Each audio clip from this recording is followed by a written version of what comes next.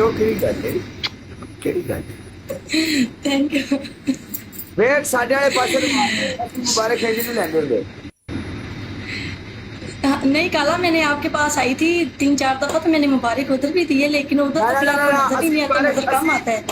ये पागल है असि मुबारक है मिल के कहने लग मुबारक हो खैर हाँ काला, मैं आपको सीधी बताऊँ, अल्लाह कसम, मैं ना गाँव आई हूँ साहिवाल, तो मेरा दिल किया कि आपसे रब्ता करो, फिर मैंने कहा शायद मिले नहीं मिले, शादी में फंसा हुआ, फिर मेरा दिल किया डेवल को बोलती हूँ, फिर मेरा दिल किया जेबी को बोलती हूँ, फिर मैंने कहा किसी को भी बोल दीजिए, किसी ने नहीं मिलवाया। ईशान देखो मेरी शादी हो डेवल गई किधर है है? आपने मुझे मुबारक हम बंदा बन जाओ। कैसे कल आप वापस चले गए दुबई के, इधर साहिवाल ही हो?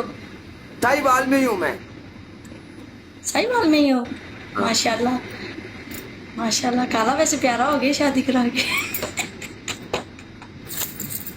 सच्ची। क्या तो ना यम यम यम यम यम यम यम यम काला पता है बात क्या है, यमी यमी ना करो, एक मैच बना दिया करो। ना मैच ला चल अच्छा ओके। ना मैं चलो तेरी तू साहिवाल आई थी तो मैं साहिवाल आई सी, कल वापस आ गई हूँ,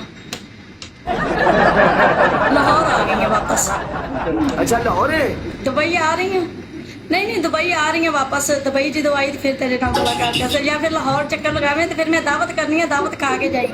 गाना सुन चुप क्या कर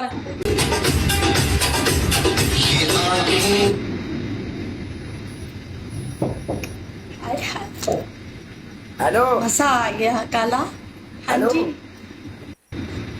जी बोलो। अपनी लोकेशन दे मैं लाहौर आ रहा चल मैंने इनबॉक्स नंबर सेंड कर। नहीं तो तू आ जा मैंने इनबॉक्स नंबर भेज पहले।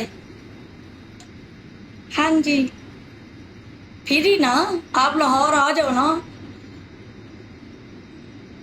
जा लाहौर से ही दुबई जाना है ना, तो एयरपोर्ट पे मैं आपका विजिट करूंगी। ठंड बहुत है मैं नहीं आना रिसीव करो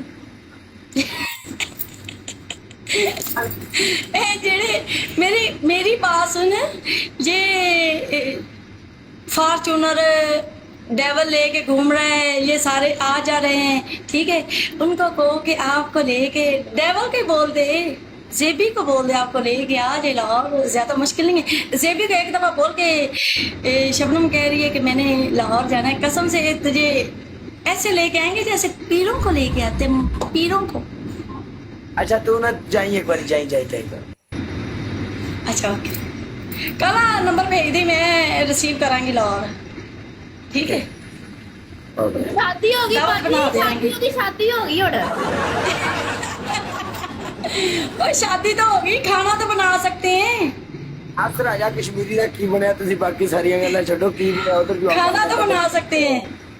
हम दावत का बोल रहे हैं, मेरी जान दावत करेंगे ना इनकी, खाना बनाएंगे मतलब के। अच्छा चल ठीक है मेरी गल सुन तू ना एक मिनट ना शबनम चल सैर ठीक। क्यों मैं ना दो बात करेंगे ओके तुसी एक कर लो, इहदे नाल दो हत्थ।